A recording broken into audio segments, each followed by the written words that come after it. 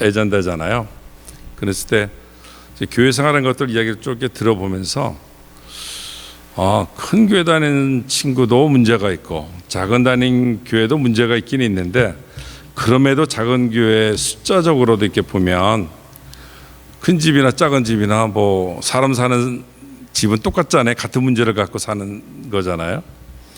저희 교회 성도님들하고 제가 생활하면서 느낀 건, 오늘 아침에도 한국에 있는 어떤 그 친구하고도 전화를 했었는데, 그 친구는 대형교회 장로거든요.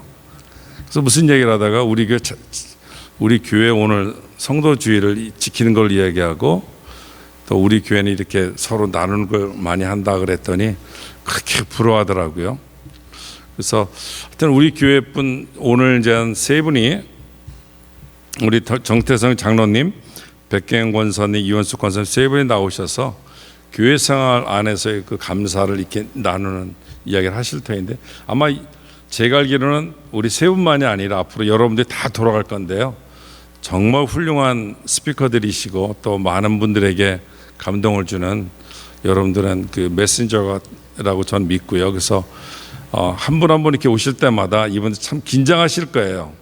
여러분 박수로 환영해 주시고 그 말씀 가운데서 많은 아멘으로 화답해 주시면 감사하겠습니다. 먼저 우리 정태성 장로님 나오셔서 말씀해 주시겠습니다.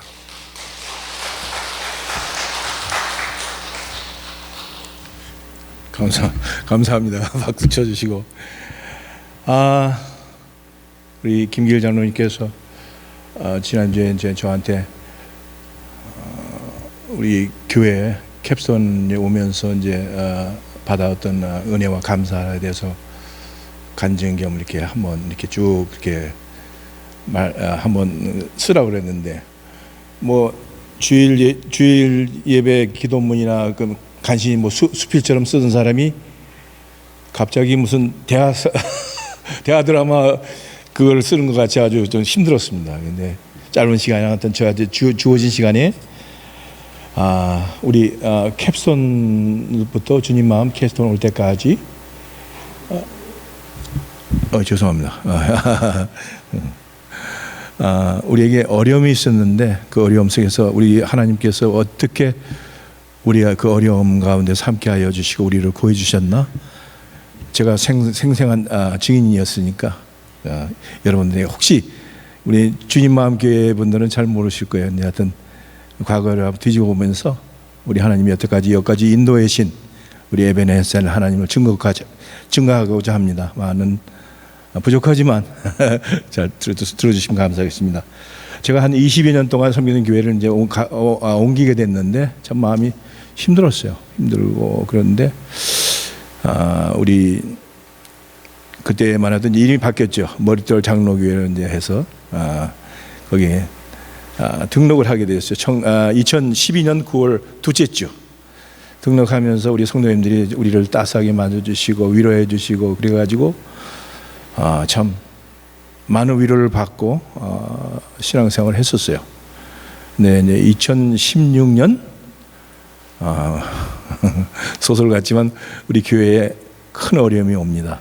저는 이게 우리 교회의 총체적인 위기라고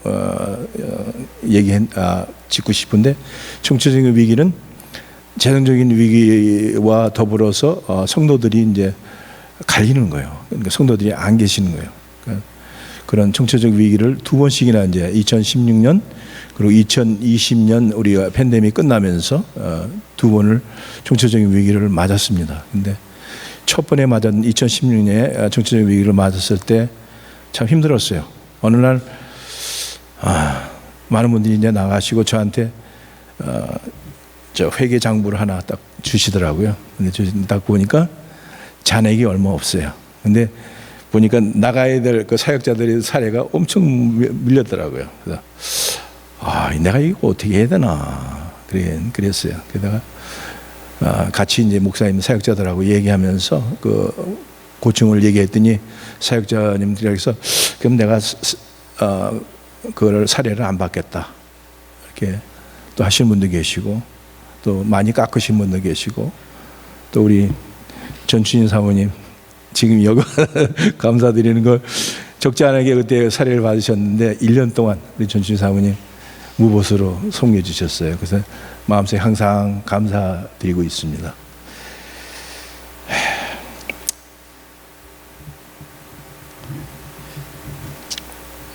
그 외에 또 우리 말없이 또 기도로 또 섬겨주신 우리 집사님들 많이 계시죠. 우리 여기 많이 앉아 계신데 좀 감사드리고, 그분들의 기도와 헌신과 또 인내 없었으면 오늘의 캡선이 없었을 거예요. 근데 물론 이런 팩터가 다 있지만은 중요한 거는 뭐냐면 우리 교회의 머리가 되시는, 교회의 머리가 되신 예수님께서 우리 그 어려운 가운데서 우리를 이끌어 주셨다 하는 것은 분명히 말씀드리고 싶습니다. 그리고 그 해 2016년 우리가 어려워했는 그 2016년 11월에 우리 최정근 목사님 우리 교회를 부임하시게 돼요. 그때부터 이제 우리가 교회가 안정을 찾고 다시 이제 열심히 이제 붕을 향해서 우리가 열심히 또 이렇게 나아가고 있었어요.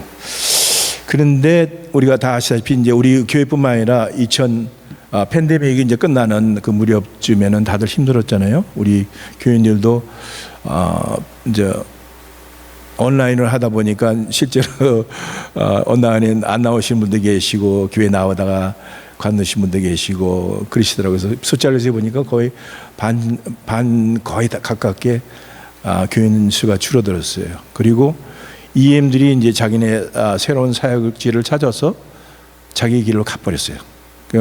우리는 옛날에 EM하고 같이 하프앤하프 렌트를 냈는데, 우리는 렌트 우리 한 개 성도들도 적은데 렌트들 같이 그 큰 걸 낼 수 있는 그런 여지가 없었어요.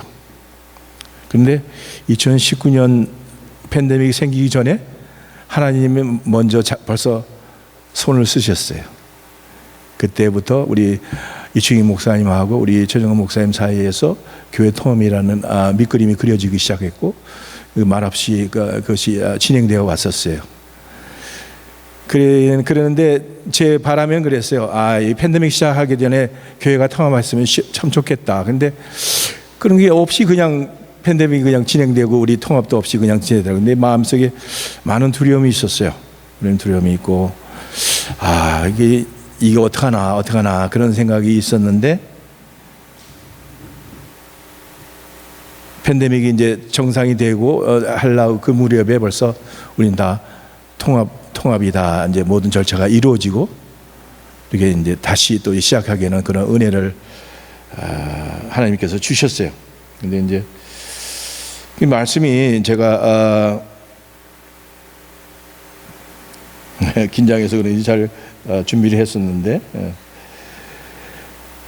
우리가 두 번씩 우리 교회에 총체적인 어려움이 있고 위기가 있을 때에도 하나님께서 준비하시고 예비하신 거는 이미 말씀드리셨고, 저 자신이 이제 어떻게 느껴졌냐면, 예수님이 마치 구레네 사람 시몬 같이 괜히 예수님 뭐 누가 십자가 메고 가더라. 근데 구경 나왔다가 갑자기 예수님이 힘드시고 넘어지시니까 로마 군인한테 그냥 붙잡혀가지고 대신 십자가를 지게 하는 구레네 사람 시몬 같이 제가 여기 괜히 다른 교회에서 왔다가 교회에 어려운 거를 다 뒤집어 쓰고 이렇게 해야 되나, 그러면서 마음에 좀 이렇게 불평하고 그런 적이 있긴 있었어요. 근데 나중에 보니까 로마서에서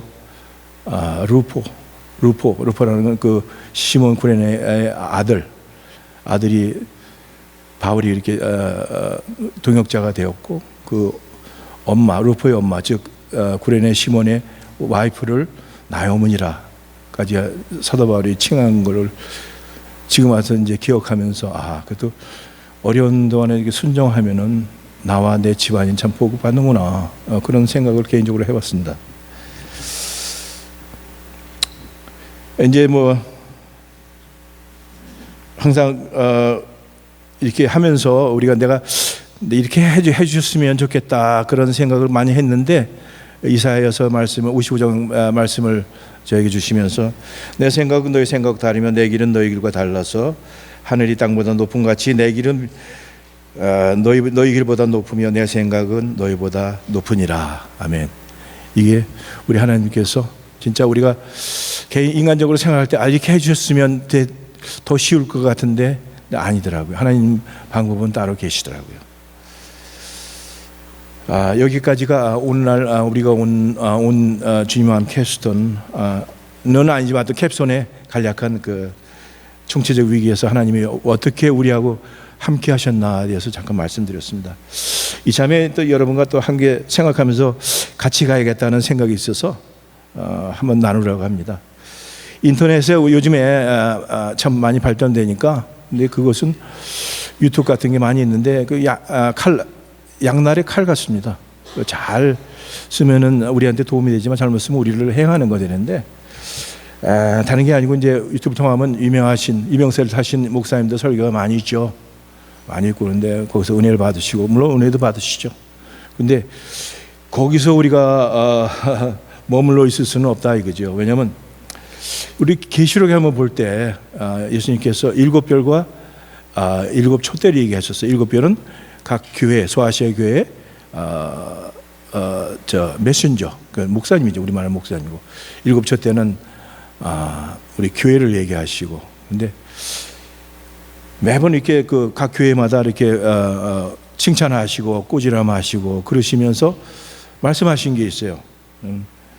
귀 있는 자는 성령이 교회들에게 하시는 말씀을 들을지어다. 교회가 아니고 교회들에게, 각 교회들에게 주시는 말씀을 들을지어다. 이렇게 말씀하셨어요. 지금 우리 교회에 주시는 말씀이, 성령께서 주시는 말씀이 서울에 계신 어느 유명세를 타시는 목사님의 그 설교에서 나오는 그 말씀이 있는 게 아니고, 우리 교회 사자로 세우신 최정근 목사님을 통해서 하나님께서 우리에게 메시지를 주신다는 거예요. 그건 분명해요. 그렇죠? 근데 우리가 유명세를 타고 계신 목사님들 설교에서 은혜를 받을 수는 있어요. 그렇지만 그게 다가 아니고, 중요한 건 우리 세상들 지구로 그래 집밥이라잖아요. 집밥을 든든히 먹어야 또 맛있는 요리도 한번 또 먹을 수 있는 그런 기회가 있다. 그렇게 그거 하나고, 그 다음에 또 한 가지 하는 거는 우리 포스트 팬데믹에 나아갈 길 하면서 우리 최정근 목사님께서 우리에게 비전을 보여주셨어요. 4가지. 그렇죠? 우리가 교회를 시니어 초대교회, 또 우리 젊은이 초대교회, 그다음에 또 그 열린 교회, 그다음에 또 기후교회. 이 연령별로 이제 사람들을 많이 교회로 초대해 가지고 복음을 전하고, 열린 개념으로 교회 문턱을 낮추고 믿지 않는 사람들을 교회 오는 걸 부담지지 않고 적극적으로 세상에 들어가서 빛과 소금의 역할을 담당하자는 귀한 사역의 개념이죠. 네, 또 전에 없던 그런 산불로 인해서 우리가 지금 미국도 우리 그 산불로에서 많은 영향을 받잖아요. 그러니까 이 기후 문제도 적지 않은 건데, 우리가 뭐 큰 거를 얘기하는 게 아니고 우리가 탄소 배출을 줄이는 일상의 생활에서 하나하나 이렇게 생활해 가면서 세상 사람들한테 모범적이고 삶의 방향을 이렇게 제시하는 그런 일들을 우리가 해야겠다 하는 귀한 비전을 우리한테 주셨어요. 이게 뭐 최정근 목사님 개인의 뭐 생각이시고 그런 것 같지는 않고, 우리 성령님께서 우리 교회 비전으로 주신 거로 저는 생각합니다. 우리도 다 같이 우리 성령님들이 이런 비전을 받고 이 비전을 또 붙잡고 같이 갈 때 하나님께서 우리를 통하여서 큰 영광 받으실 줄 믿습니다. 감사합니다. 저는 아주 어린 시절부터 주제넘는 생각을 너무 많이 하고 살았던 것 같습니다.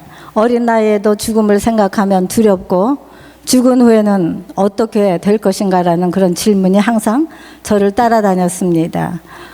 인생 잠시 살다가 죽으면 끝날 텐데 공부는 또 왜 해야 되는 거야 하며 부모님의 마음도 많이 썩혀드렸습니다.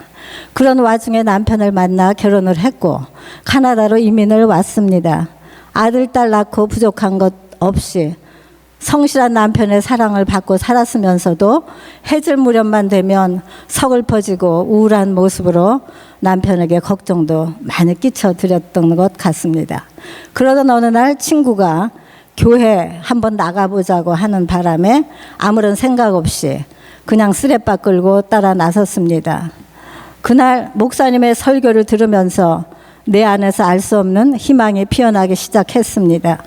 그날부터 하나님께서는 아무도 이해하지 못하는 내 마음을 토닥거려 주셨고 삶과 죽음, 인생에 대한 문제를 조금씩 풀어주셨습니다. 내 우울증을 치료해 주셨고 나의 성격과 세상을 보는 눈, 모든 것을 새롭게 하여 주셨습니다. 그러던 어느 날 결혼 생활 28년 되던 해에 남편이 갑자기 하늘나라로 떠나버렸습니다. 그러나 외로울 틈을 주지 않으시고 교회를 바로 우리 집 옆으로 옮겨주셔서 자연스럽게 교회를 자주 드나들 수 있는 환경을 마련해 주신 우리 하나님께 감사를 드리고, 지금까지 내 마음대로 살게 버려두지 않으시고 하나님 뜻대로 간섭해 주신 그 사랑은 단순히 감사라는 말로 표현하기에는 턱없이 부족할 따름입니다. 그러나 작고 가난한 교회에서 오랫동안 신앙생활을 한다는 것이 마냥 행복한 일만은 아니었습니다. 이해할 수 없는 그런 일에도 이해해야 되고, 가슴 아픈 일이 있어도 표현하지 못하고 말하고 싶어도 침묵해야 하는 일들이 너무 많았습니다. 그러나 이 모든 일들이 미련하고 까칠하고 따지게 좋아하는 나를 철들게 하시려는 하나님의 은혜와 사랑이라는 것, 이 늙은 나이가 돼서야 깨닫게 되었습니다. 어느덧 이렇게 나이가 들고 보니 전에 보이지 않던 것들이 보이고 느껴지지 않던 것들이 느껴지곤 합니다. 맛과 향기와 색깔과 모양이 다 제각기 다른 과일들, 오색 찬란한 아름다운 꽃들, 그 색깔의 조화를 잘 어울리게 만들어 옷 입히신 그 새들, 산소를 품어내며 춤추듯 조화를 항상 그곳에 서 있는 나무들, 공해로 찌들고 죄악된 이 세상에도 이토록 아름답게 지어 놓으셨거늘 하늘나라 천국은 얼마나 아름다울까 하는 그런 상상을 해보기도 합니다. 천국이 믿어지니 너무나도 감사를 드립니다. 내 주위에 있는 모든 소중한 사람들, 어느 것 하나 당연한 것은 없습니다. 하나님의 조건 없는 사랑만 있을 뿐입니다. 캡스턴교회 만나게 해주신 하나님께 감사를 드립니다. 주님 마음 캡스턴교회를 세워주신 것, 하나님의 섭리와 계획이었다는 것 조금씩 깨닫게 해주심도 감사합니다. 성도들의 행복한 신앙생활과 상받게 하기 위한 목사님의 목회 방침도 너무나도 마음에 들고 흐뭇하고 감사합니다. 이 모든 것 위에 더욱 감사한 것은 지난날 내가 무엇을 했던, 또 앞으로 무엇을 하려고 하던 그것이 중요한 것이 아니라 지금 오늘 이 순간 우리를 다 이 예배 자리로 인도해 주신 하나님의 조건 없는 사랑이 최고의 감사라고 생각합니다. 하나님께서 인도해 주시지 않았다면 내가 또 우리가 어찌 감히 이렇게 귀한 자리에 앉아 예배를 드릴 수 있겠습니까? 바라옵기는 평생 예배 드리는 자로 살 수 있기를 간절히 기도드립니다. 하나님께서 세워주신 주님 마음 캡스턴 교회가 날로 영적으로 양적으로 성장해가며 하나님의 그 영광 돌리는 교회가 되기를 간절히 바라고 또 소원하면서 우리의 왕 되시고 생명 되시는 우리 하나님께 영광 돌리면서 간단하나마 이것으로 끝내겠습니다. 감사합니다.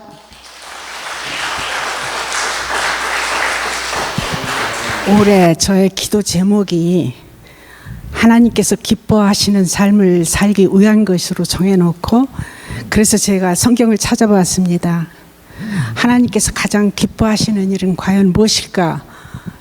물론 그 중에 제일 기뻐하시는 일은 영혼을 사랑하는 마음으로 그 영혼을 불쌍히 여겨서 그 영혼이 지옥 가지 않게 전도하고 선교하는 그 일인 것을 여러분도 다 아시고 저도 압니다. 그런데 제가 사무엘상을 읽으면서 거기에 사울 왕이 하나님께 버림받는 그 장면을 보게 됩니다. 그때 하나님께서는 사울 왕에게 말씀을 하십니다. 그런데 그 사울 왕이 하나님 말씀에 순종을 하긴 했는데 하나님 말씀대로 순종하지 않고 사울 왕 자신이 원하는 대로, 육신이 원하는 대로 순종을 했어요. 그래서 그때 하나님으로부터 버림을 받고, 그때 하나님께서 내가 사울을 이스라엘의 왕으로 삼은 것을 후회하노니, 하나님의 부르시면은 결코 후회함이 없다고 하셨는데 그때 사무엘상에서 하나님께서 사울을 왕으로 직접 기름 부어 세우시고 그 일을 후회하신다고 2번을 말씀하셨습니다. 그런데 제가 이 사무엘상을 그 전에도 보았어요. 그런데 이번에는 특히 그 마음이 제 마음에 부딪히는 것은, 만약에 하나님께서 저를 향하여 내가 너를 권사로 세운 것을 후회하노니, 내가 너를 나의 자녀로 삼은 것을 후회하노니, 만약에 저에게 그렇게 말씀하신다면 세상에서 그보다 더 무섭고 떨리고 두려운 일이 무엇이 있겠습니까? 저에게는 천지개벽하는 일보다 더 두렵고 떨리는 일입니다. 그래서 하나님께서 기뻐하시는 일은 말씀에 순종하는 거구나.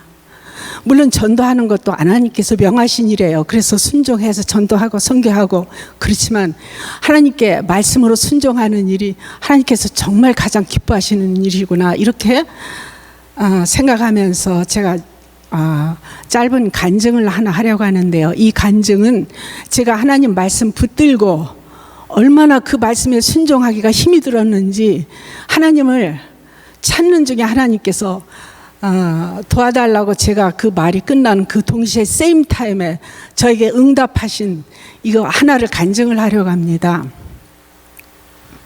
저희가 이마탈 때였는데요. 조금 오래됐어요. 제가 60이 훨씬 넘은 그 나이였습니다. 그런데 이른 아침이어서 다행스럽게 손님은 없었고요.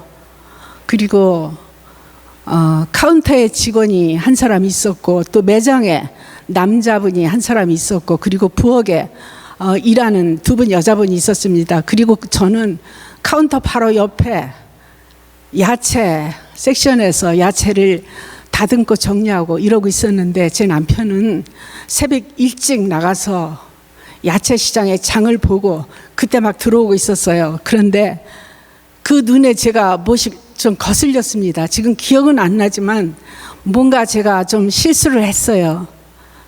그러니까 막 화를 내면서 소리를 치면서 저를 야단치는데, 제가 남편 얼굴을 보니까 너무 무서웠어요. 여러분, 화날 때 혈기 부리지 마세요. 자제합시다. 하나님께서 하나님의 형상으로 지어주신 우리 얼굴 표정이 화가 날 때는 되게 무섭게 일그러지고 참 정말 보기가 무서워요.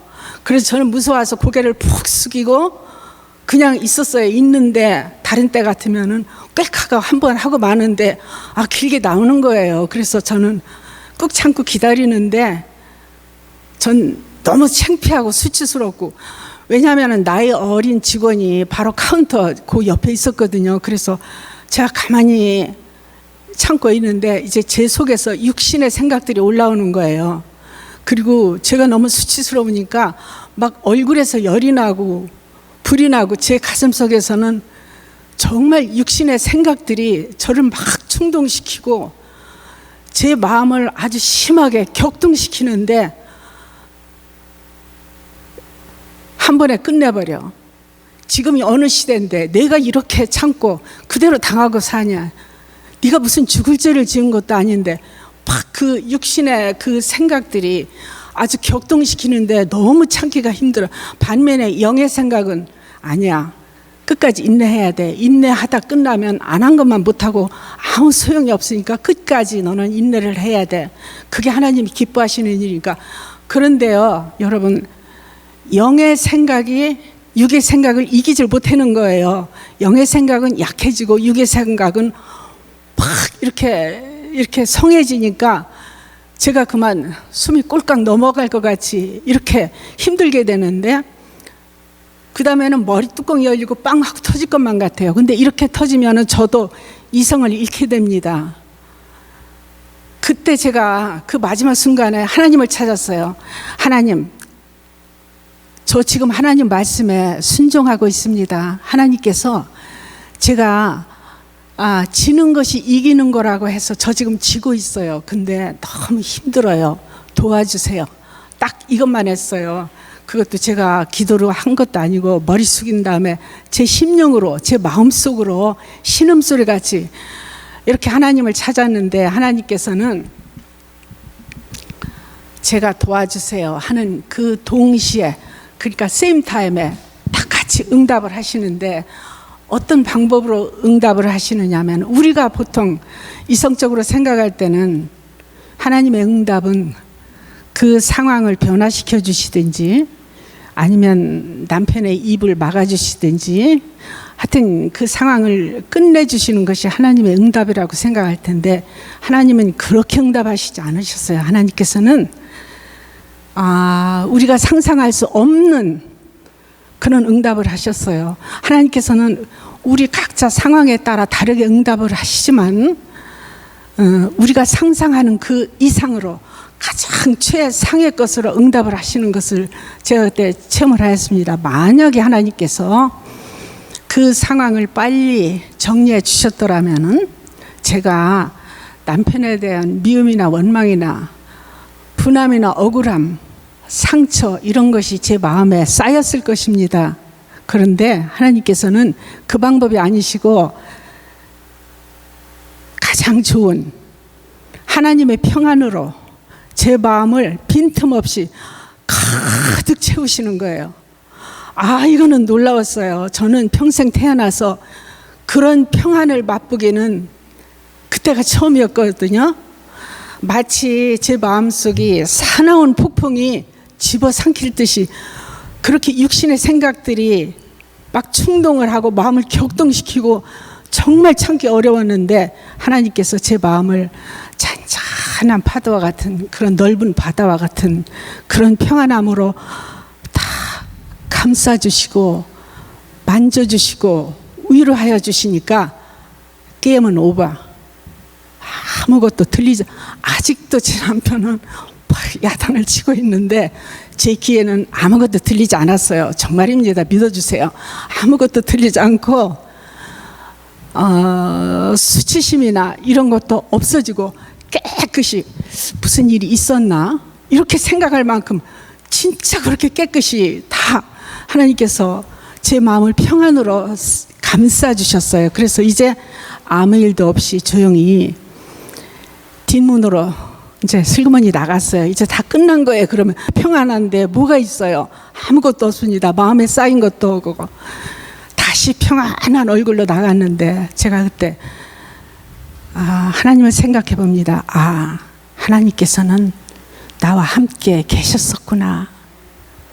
하나님께서는 나를 다 보셨구나.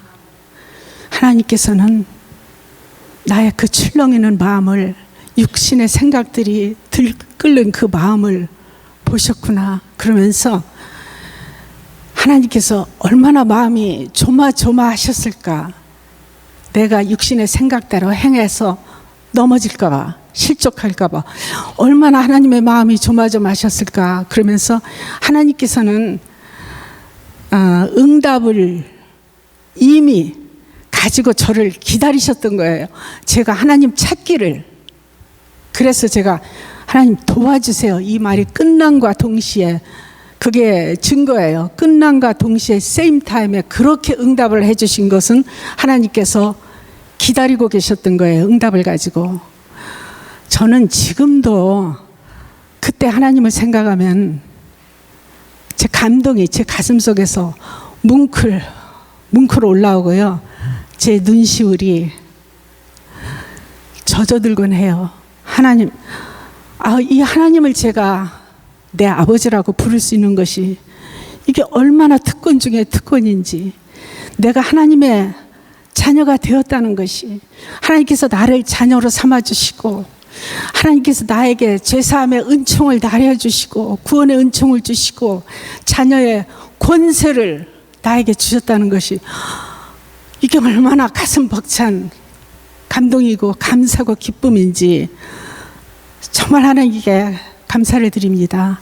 하나님께서는 우리를 향하여 육신의 생각은 사망이고 하나님과 원수가 되나니 너희가 육신대로 살면 하나님을 기쁘시게 할 수가 없고 너희가 육신대로 살면 반드시 죽을 것이로되 영으로서 몸의 행실을 죽이면 살리라. 영의 생각은 생명과 평안이라. 그렇습니다. 저는 오늘도 주님 안에 있는 그 생명과 평안을 얻기 위하여 애쓰고 힘쓰며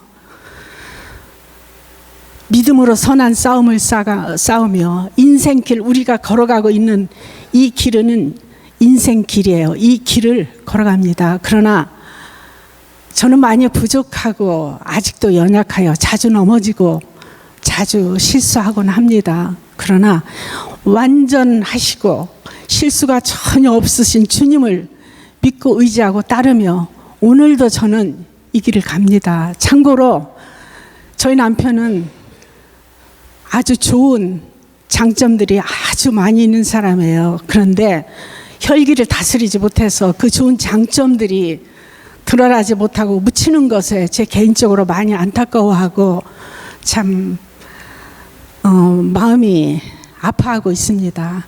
제가 중보로 기도는 많이 하지만요, 장로님께서 5분 내지 7분으로 저 간증을 마치라고 했는데 제가 시간이 오버된 것 같고 마음이 급해서 제가 이것으로 간증을 마치며 잠시 기도드리겠습니다.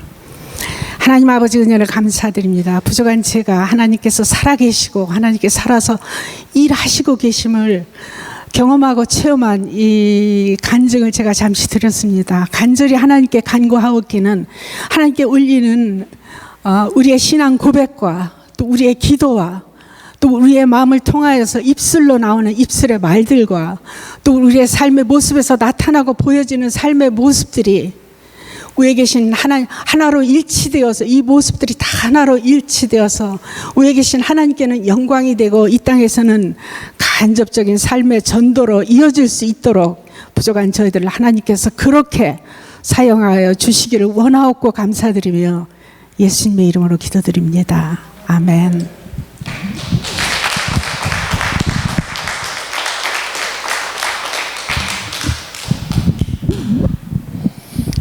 너무나 감사드립니다.